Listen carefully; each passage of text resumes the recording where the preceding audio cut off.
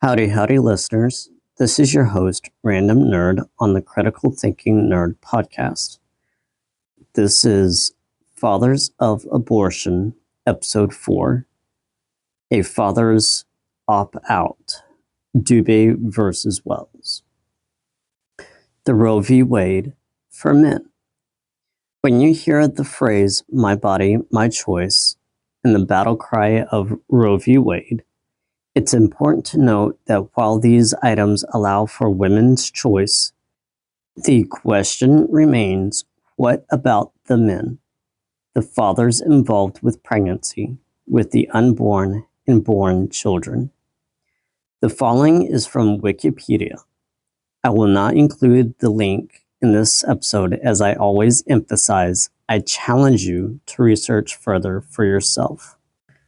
Dubay v. Wells, or the Dubay child support case, was an American legal case in 2006 between Matt Dubay and his ex-girlfriend Lauren Wells, both of Saginaw Township, Michigan. The case was dubbed Roe v. Wade for Men by the National Center for Men. The case concerned whether Michigan Paternity Act violates the United States Constitution's Equal Protection Clause, in that the act allegedly applies to men but not women. History of the case.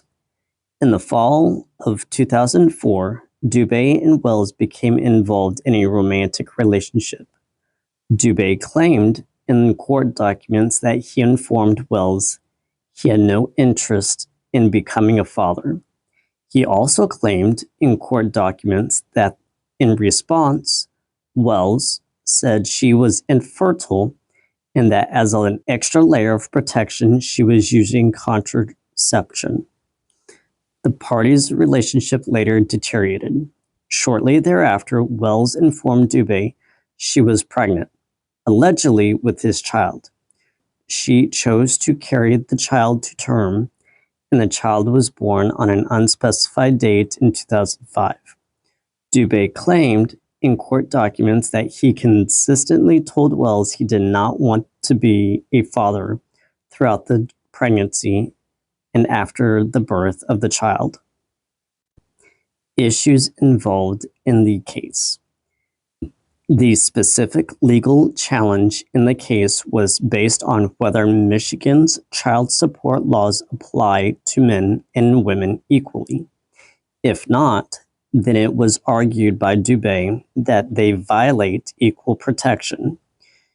Jeffrey Kojarkar, Dubay's attorney, maintained that Michigan does not force women to make child support payments for children that they do not want to parent, and accordingly, men should not have to pay either.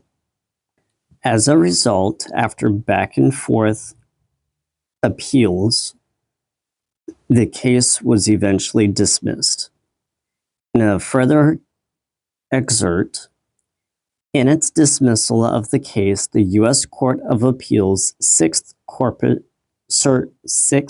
Circuit stated, Dubay's claim that a man's right to disclaim fatherhood will be analogous to a woman's right to abortion rests upon a false analogy. In the case of a father seeking to opt out of fatherhood and thereby avoid child support obligations, the child is already in existence, and the state therefore has an important interest in providing for or her support. As you can see, fathers are tied in regardless of their own choice, which brings me to double standards, choice versus duty. Post-Roe, women's autonomy is law. Danforth, 1976, killed spousal consent. She chooses abortion or birth, he can't stop it.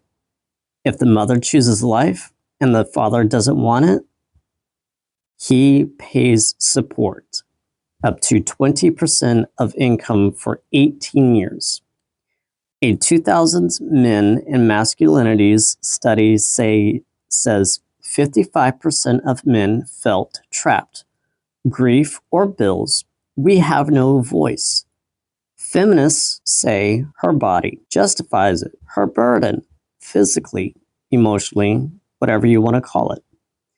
But online sentiments from men, why punish him for a kid's life? And then, to ensure men, the fathers, are legally bound, the family court system is widely biased towards mothers.